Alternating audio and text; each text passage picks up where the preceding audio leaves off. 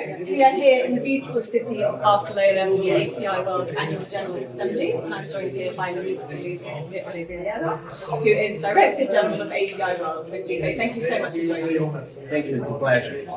My first question for you is, what are the key themes for this year's conference week? Well, first of all, we are so happy because the conference is really a great success, seeing that the markets are going back on track, and we have more than 850 participants. That's a big record for the organization. That for us, it's very good to have all the stakeholders of the industry together, aligning the efforts. So one of the big topics of the conference is the how we can work together as an ecosystem, how we can support one each other. It's one of the very important topics. The second, I think we need to talk a lot about digitalization, how we can improve our systems, how we can improve the way that we work, and that of course will cope with the growth that we need to do, and in addition also will provide a seamless travel for our customers as well. And if I need to choose the third one, I think sustainability continue as a hot topic for us. We are doing very well, we are supporting a lot, but you need to be more engaged in a way that you be the enablers to the airlines to reach the carbon emissions that the industry need to achieve as a sector. Absolutely, and it was mentioned by some of the airport CEOs in the session that just took place, and that to be an airport CEO, you have to be very, very good at collaboration in such a complex environment with many, many stakeholders. Exactly. Now, what are the challenges that airports are facing this year? Well, we are coming from a crisis that was a 3-year crisis, basically. We are mounted in a debt because we need to ask for the money to cover operations to the markets during these times or to the governments.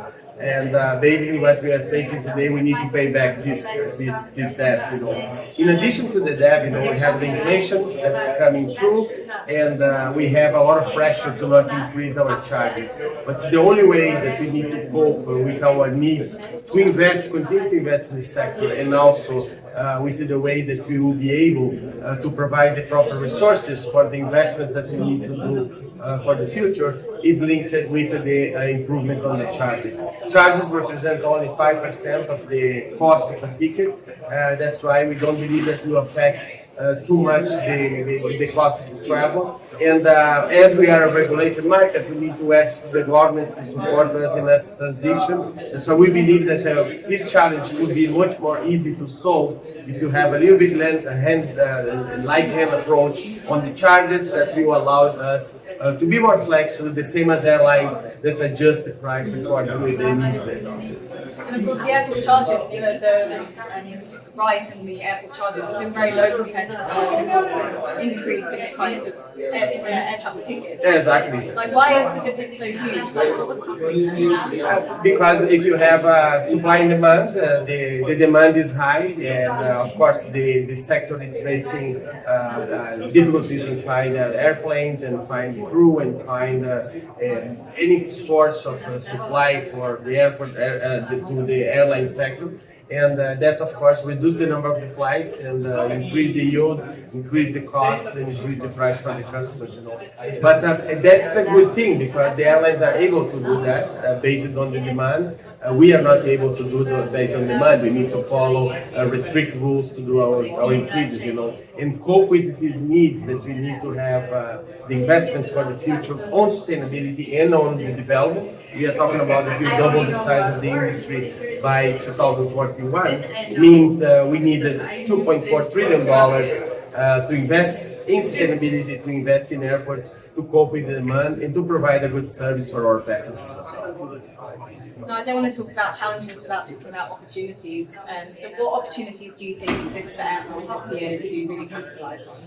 Well, I think digitalization is very important. I think we need to increase the collaboration with our partners, especially in the retail areas of the airports. We need to continue to improve the passenger experience inside of an airport. And the passenger experience is not only when you pass the security lines, when you go to the gate. I think we need to involve everything. So we are focused really on passenger experience because that will represent an increase in revenues for us. And in addition, of course, will provide a better service to our passengers.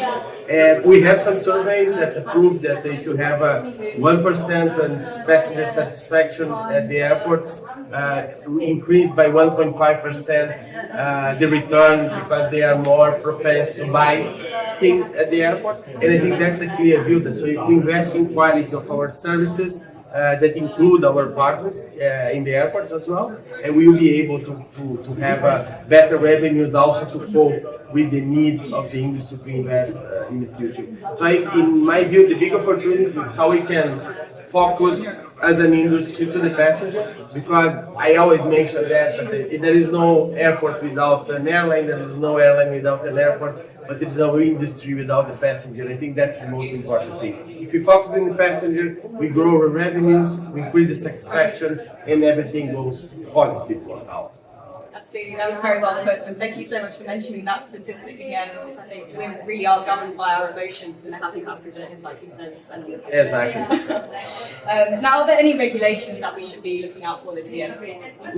There is a lot of things coming through, we are discussing a lot an ICAO level. That is a famous document that basically is a Bible of charges in different parts of the world, and we are discussing this document in ICAO, and of course together with the states, together with the airlines, and we hope that will come with a positive outcome that probably in the future will turn the regulation a little bit soft for the airports, and that will allow us to be more flexible and again work on the improvement of the passenger rules. In other sides, we saw a lot of possible mandates and possible subsidies to the sustainable aviation fuel, and that to me will be very well studied, because it's the only way for us to reach the net zero carbon emissions by 2050 is using the sustainable aviation fuels, and after that go to hydrogen according with the improvement of the technology as well.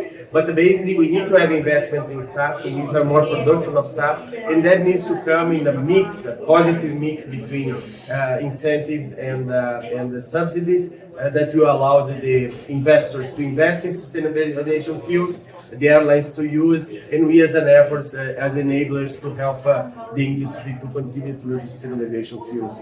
And another point that is important to mention, we are studying a project that you can move a little bit as a passenger hub, which continues to focus on the passenger side, but also to move for energy hubs. That's why we would be able to participate in the energy transition for the whole aviation ecosystem, and that I think will be very positive as well. And any kind of regulation we saw, for example, this morning that in Dominican Republic, for example, Monica Infante, the CEO of the airport, they already produce more energy than they consume, but they are not able to put that energy in the grid. That's right.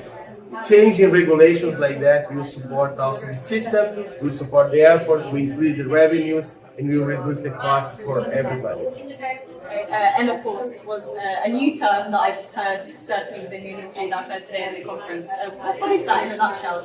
Well, basically that's the case. We are now very well connected. Everybody knows us as a hub to connect people, or hubs to connect the airlines that bring people to that hub.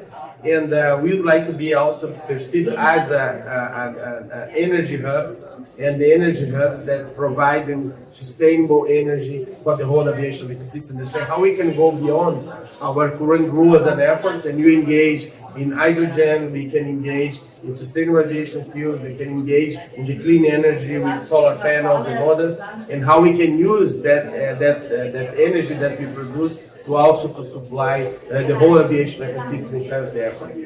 It's a vision, but we are seeing some developments in different parts of the world, and I think that will be very interesting to see if it develops, because I think it will be very positive for everybody. I mean, I assume you're trying to help all of these collaborators get together in a room and discuss. How do you find that? Well, we have the Airports of Tomorrow is one initiative that we are running together with the World Economic Forum. We have our third meeting now last Sunday during our global World Governing Board. And we have more than 30 CEOs of the airports, together with oil companies, together with the duty frees, together with consultants, together with manufacturers of aircrafts, and that is discussion needs to come because there needs to be a solution that serves all, and serves all means you need to serve the whole aviation ecosystem. That's why these discussions together, I think, will help us to find a solution that will be positive for all that are part of this ecosystem. Do you find them willing to do this? Yes, there is of course a lot of questions, a lot of discussions, but there is a positive move that we need to go ahead, and we have like a 4 pillars to attack, is the infrastructure one, we have the sustainable aviation fuel ones, we have one that is technology, and that pillars I think will help us to bring us together and to deliver what we need to do, that is basically make the ecosystem works in a sustainable way, providing the economic benefits for the people and the locations that we serve.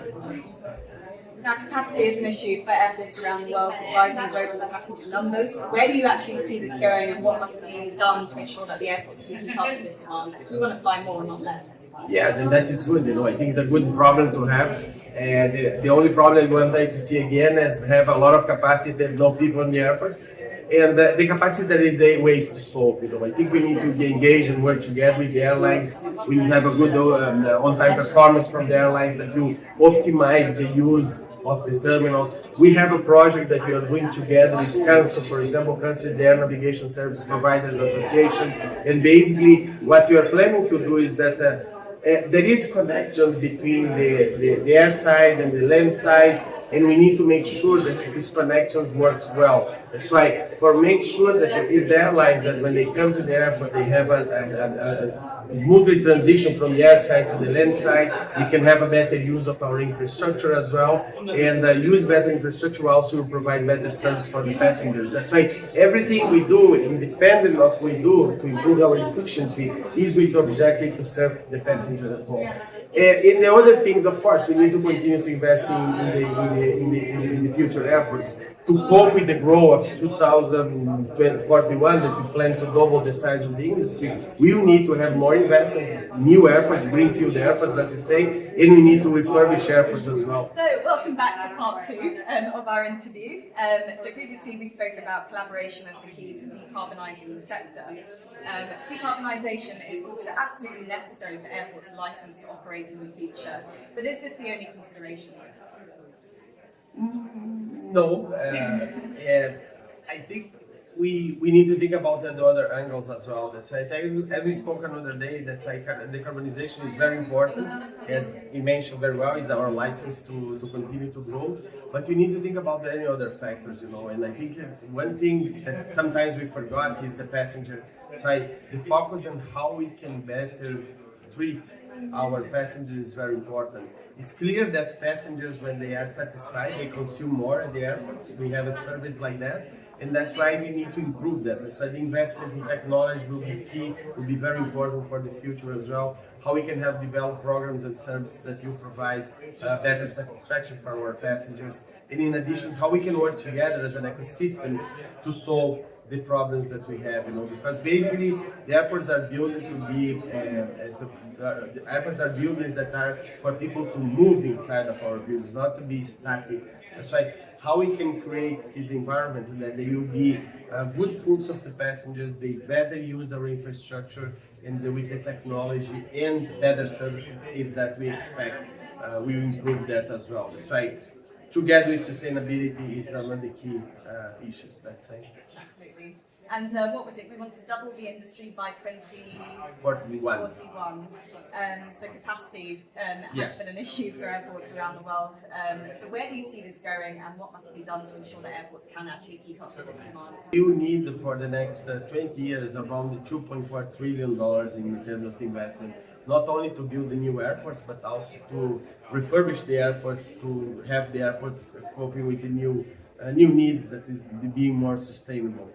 This money needs to come from somewhere, and we truly believe that the investments in green finance will play a key role in the future. So how the airports will have access to green finance to invest in these constructions that you must need. And we are running now a project that's a very important project for us, that how we can set standards for ESG for airports. and how we can speed up the process for the airports to reach the access to the green finance and build the facilities that we must need to cope with the needs of the population and needs of the growth of the traffic as well. Absolutely. Now, what is on your personal agenda for this year, Felipe? And if I may ask, what is keeping you awake at night? Well, I don't sleep too much. That's the problem. That's why I usually have a lot of things in my mind, and that keeps me awake for many nights in a row sometimes. But to be honest, what we really need to focus is sustainability, technology, workforce. So training is very important. How we can invest in the airports is very important. And investment comes technology, new buildings, new facilities, and how we can work together as an ecosystem. Collaboration is something that keeps me awake, because without collaboration, we are not able to reach these objectives. That's why if we have opportunity to work together, if I have a wishing list that I would like to have for my all aviation partners, let's say, about the whole ecosystem, how we can collaborate, how we can join efforts to achieve these needs and to achieve the sustainable growth of aviation, bringing economic and social benefits for the communities we serve. Very well said. Felipe, that was my final question. Thank you so much. Thank you.